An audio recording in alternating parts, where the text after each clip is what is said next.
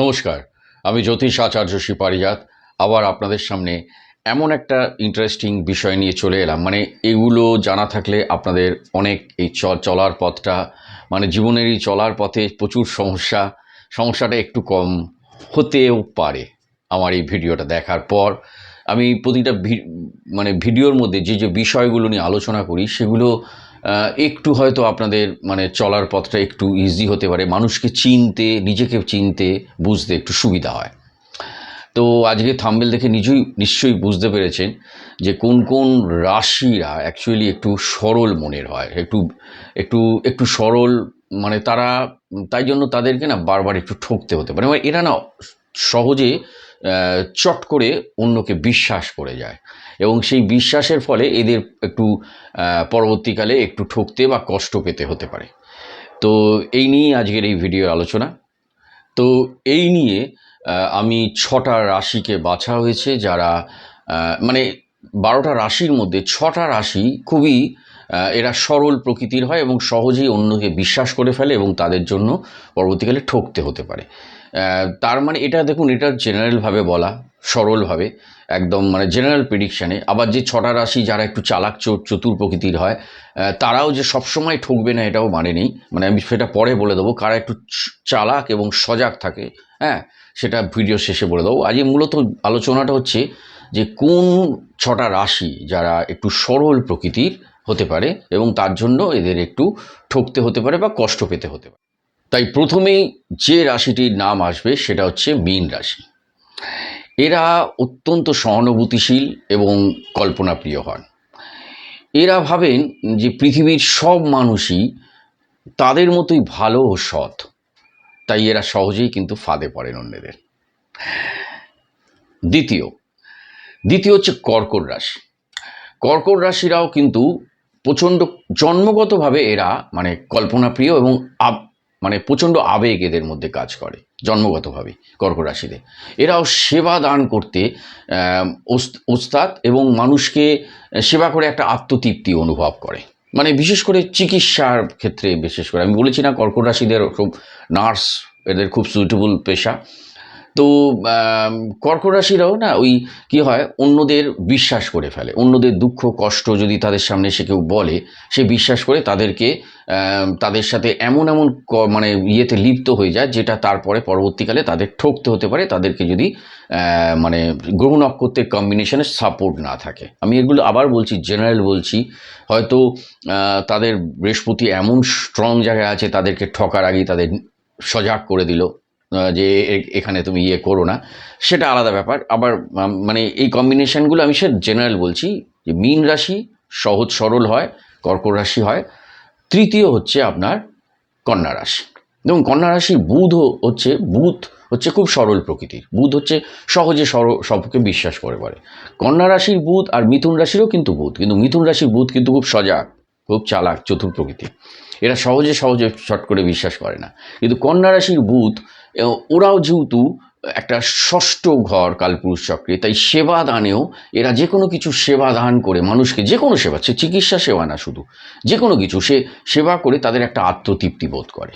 তাই যে কোনো রকমের সেবা, সে বলুন পাড়া প্রতিবেশীতে কোনো কিছুতে বেরোনো বা কোথাও যাওয়া, তার সেখানে মুভমেন্ট করা, মনে করুন আপনারা কেউ মারা গেছে পাড়ায়, কেউ তার শ্মশানে যেতে হবে বা কোনো অনুষ্ঠান, এই সব ক্ষেত্রে কন্যা রাশিরা ভাবে কি এই সব সেবা দান করলে একটা নিজেদের মধ্যে একটা আত্মতৃপ্তি পাওয়া যায় কন্যা রাশিদের। এবং কন্যা রাশিদের যদিও পাড়া প্রতিবেশী বা তাদের থেকেও সতের থেকে ঠকতে হতে পারে, কাদের? কন্যা রাশিদের নিজেদের লোকেদের মারফত। কারণ কন্যা রাশি নিজেদের যারা ঘরের যে পরিবেশ বা আত্মীয়, তারা কন্যা রাশিকে একটু ঠকিয়ে ফেলতে পারে তাদের এই সরলতার সুযোগ নিয়ে। তাই এখানে সজাগ থাকতে হবে। কন্যা রাশিদের পাড়া প্রতিবেশী বা ওদের কিন্তু হঠাৎ করে সহজ, কারণ কন্যা রাশি বুধের কারক, বুধ অঙ্কের কারক, তাই অঙ্ক কন্যা রাশিরাও দারুণ করতে পারে।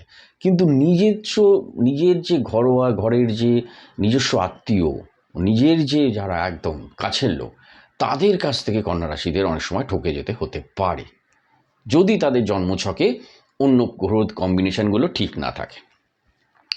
নেক্সট হচ্ছে তুলা রাশি। দেখুন, এরা না তুলা রাশিরা সম্পর্ক ও সামঞ্জস্যের মধ্যে একটা ব্যালেন্স রাখতে চায় সবসময়। একটা ব্যালেন্স মিনস কি, দেখুন তুলাদণ্ড বলেছি, তো তাই যে কোনো কিছুতে এরা একটা ব্যালেন্স করে মানে শান্তিটাকে স্থাপন করতে চায়। হ্যাঁ, মানে যে কোনো মানে আমি শান্তি যাতে বিঘ্নিত না হয় এই ব্যাপারে তুলা রাশিরা খুবই সজাগ থাকে, এবং এই শান্তি মানে ফেরাতে গিয়ে তখন কি হয়, অন্যের মিথ্যেকেও না মানে সত্যি বলে মেনে নেয়, বাধ্য হয় মেনে নিতে। কারণ আমি ভাবি এইটা যদি না মানি আমার এইটা শান্তি বিঘ্নিত হবে, আমার সম্প্রীতি নষ্ট হবে, সম্পর্ক নষ্ট হবে। এটা ওরা চায় না, ওরা চায় সম্পর্ক থাকুক, তাতে যদি একটা মিথ্যেকে আমি একটু মেনে নিয়ে যদি একটু শান্তি থাকে তাহলে থাকুক সেটা। তাই তুলা রাশির এইখানেও কিন্তু একটু মানে কোনো কোনো ক্ষেত্রে যদি বৃহত্তর স্বার্থে যদি এটা হয়, তো একটা জমি জমা দলিল উগি এই সব ক্ষেত্রে তুলা রাশিকে পরবর্তীকালে হয়তো ঠকতে হতে পারে, সেটা সম্বন্ধে সজাগ থাকতে হবে। আমি এগুলো এই কারণে বলা যে আপনি সরল সজাগ মানে জানেন আপনারা সজাগ থাকেন, সরল মনের হয় এরা, তাহলে মানে এই সরল মনের সুযোগটা নেওয়ার জন্য আপনাকে একটু সজাগ থাকতে হবে। তার মানে আপনি আপনার চারিত্রিক বৈশিষ্ট্যগুলোকে চেঞ্জ করে দিতে পারবেন, এটা খুবই সন্দেহ। কারণ এই গ্রহ নক্ষত্রের এই দুষ্টুমিতে আমাদের চারিত্রিক বৈশিষ্ট্য কীভাবে চেঞ্জ হবে আমার জানা নেই, কিন্তু আমরা যদি বলে থাকি আমি একটু সজাগ যদি থাকতে পারি এই জন্যই না মানে ব্যাপারটা। তাহলে মীন রাশি, কর্কট রাশি, কন্যা রাশি এবং তুলা রাশি, এই চারটে গেল। আর দুটো আছে, সেটা হচ্ছে এরপর 5 নম্বর হচ্ছে মেষ রাশি। মেষ রাশি না এটা হচ্ছে কি মঙ্গলের কারক, বাট মঙ্গলের কারক হলো এরা কিন্তু শিশুর মতো নিষ্পাপ। এরা কেউ যে তাদের ক্ষতি করার চেষ্টা করছে এটা ওরা বিশ্বাসই করতে পারে না। ভাবে কেন আমার ক্ষতি করবে, আমি তো খুব পজিটিভ, এবং আমাকে কেন ক্ষতি করবে তারা, মানে তাদের আমার ক্ষতি করাতে তাদের কি ইন্টারেস্ট, মানে এই যে ব্যাপারটা মেষ রাশিদের মধ্যে কেউ করে। যেমন মেষ রাশিটা ভাবে কি যে কোনো কিছু তারা কর্ম দিয়ে জয় করে নিতে পারবে। হ্যাঁ, মানে এইটা একটা মেষ রাশির ধারণা আছে। তাই সবসময় একটা পজিটিভ থাকার জন্য এরা ভাবতেই পারে না যে এদের কেউ ক্ষতি করতে পারে। এরা ভাবে না মানে কেউ ক্ষতি করলে আমাকে আমি আমি ওভারকাম করে নেবো, কে করুক না ক্ষতি আমার সামনে কেউ করুক, মানে এইরকমভাবে। এই জন্য মেষ রাশির এই অতি পজিটিভনেসে অনেক সময় মেষ রাশিদের গোপন একটা চক্রান্তে তাদের কিন্তু ক্ষতি হতে পারে মেবি। তো এইখানে কিন্তু বৃশ্চিক রাশির মঙ্গল কিন্তু অত কিন্তু সহজে সরল বিশ্বাস করবে না সবাইকে, কারণ বৃশ্চিক রাশির মঙ্গল অষ্টম, এবং অষ্টম মানে গোপন এবং একটা সিক্রেট ভাব আছে। তাই বৃশ্চিক রাশির মঙ্গলকে সহজে ঠকানো যাবে না, কিন্তু মেষ রাশির মঙ্গলকে অনেক সময় ঠকে যেতে পারে যদি তারা অতিরিক্ত সরল বিশ্বাসে অন্যকে বিশ্বাস করে ফেলে সব কিছু। শেষ হচ্ছে কুম্ভ রাশি। এই কুম্ভ রাশিরাও কিন্তু কালপুরুষ চক্রের 11তম ঘর, এরা শনির কারক, কিন্তু এরা সবচেয়ে বড় কথা এরা না প্রচণ্ড উদ্ভাবনী, এরা নিজস্ব সৃষ্টি করাতে বেশি ব্যস্ত থাকে, নিজস্ব সৃষ্টিশীল একটা মানে কি বলতো একার জন্য কিছু না, মানে ওর পরিবার ভালো, ও চাইছে কি মাস বিশাল পাবলিকের ভালো হবে, বিশাল সমাজের ভালো হবে, এমন কিছু মানে একটা বৃহত্তর মানে সবসময় একটা বড় চিন্তা কুম্ভ রাশিদের ব্যস্ত থাকে। ওরা যেভাবে কি এমন একটা কিছু করব যেখানে অনেক লোকের ভালো হবে, অনেক লোকের উপকার হবে, এমন কিছু। সে আমি ওষুধ নিয়ে গবেষণা করি, কি আমি কোনো কিছু ভূতত্ত্ববিদের কোনো কিছু ভেতরের ইয়ে নিয়ে গবেষণা করি, বা কোনো পাথর, যে পাথরগুলো জ্যোতিষীরা মানে আমরা যারা দিই সেই সব পাথরগুলোর কোথায় ওদের মধ্যে কেমিক্যাল কী রিয়াকশান আছে, কি কেমিক্যাল আছে, একটা পোকরাজের মধ্যে কি কেমিক্যাল আছে যার ফলে ওর বৃহস্পতি এখানে একটা পজিটিভনেস এসে যাচ্ছে, তো ওই পাথরের মধ্যে কি কেমিক্যাল করছে যার সাথে শরীরের ওর বৃহস্পতি দুর্বলনেসটা কেটে যাচ্ছে। এই ব্যাপারগুলো নিয়ে কুম্ভ রাশিরা এত ব্যস্ত থাকে, তাই ওই ছোটোখাটো ব্যাপারে কেউ যদি ওদের ঠকিয়ে দেয় তখন ওদের নজরে আসে না।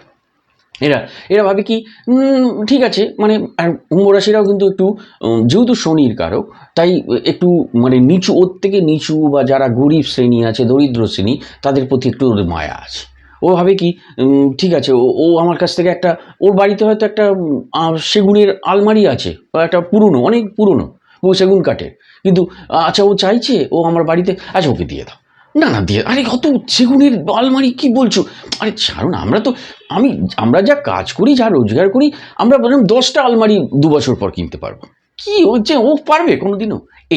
এই ব্যাপারগুলো ওদের মধ্যে এই সফটনেসটা কাজ করে কুম্ভ রাশিতে। তাই জন্য কুম্ভ রাশিদেরও এই সুযোগে অনেকে যারা অসৎ উদ্দেশ্যে কুম্ভ রাশিকে ঠকাতে চায়, তারা আরও বড় জমি বাড়ি দলিল এইসব নিয়েও কুম্ভ রাশিকে ঠকিয়ে দিতে পারে, কারণ তাদের এত বৃহৎ চিন্তা, ভাবে কি ওটা খুব ছোটোখাটো ক্ষুদ্র, এই ব্যাপারটা তাদের মাথায় রাখে। তো আজকে এই পর্যন্ত। তাহলে শেষ যে আমি যে রাশিগুলো বললাম, মানে যেগুলো যারা খুব সরল প্রকৃতির হয়, অন্যদের থেকে ঠকে যেতে পারে, একটা মীন রাশি, কর্কট রাশি, কন্যা রাশি, তুলা রাশি, মেষ রাশি এবং কুম্ভ রাশি। এবং যারা খুব চালাক হয়, একটু চালাক মানে কি, সজাগ হয়, চতুর প্রকৃতির হয় এবং সজাগ হয়, এদের সহজে বিশ্বাস করানো যায় না, এদেরকে বিশ্বাসের ডঙ্গি অনেকগুলো পরীক্ষা দিতে হয় মানুষকে। এরা হচ্ছে বৃষ, মিথুন, সিংহ, বৃশ্চিক, ধনু এবং মকর। এরা কিন্তু এই 6টা রাশি, এরা কিন্তু বেশ চতুর টাইপের হয়, সহজে এদেরকে কেউ ঠকাতে পারে না। যদি তাদের জন্মছকে কন্ডিশন খারাপ থাকে তাহলে ওরা ঠকবে, কিন্তু আমি জেনারেল বললাম, এরা কিন্তু খুব চালাক হয়, চতুর হয় এবং এদেরকে বিশ্বাস অর্জন করা, মানুষকে অনেক পরীক্ষা দিয়ে এদেরকে বিশ্বাস অর্জন, এদের থেকে কোনো জিনিস পাওয়া যায়। ওকে, থ্যাংক ইউ ভেরি মাচ। সকলে ভালো থাকবেন, আবার এরম নতুন নতুন ভিডিও পাওয়ার জন্য। নমস্কার।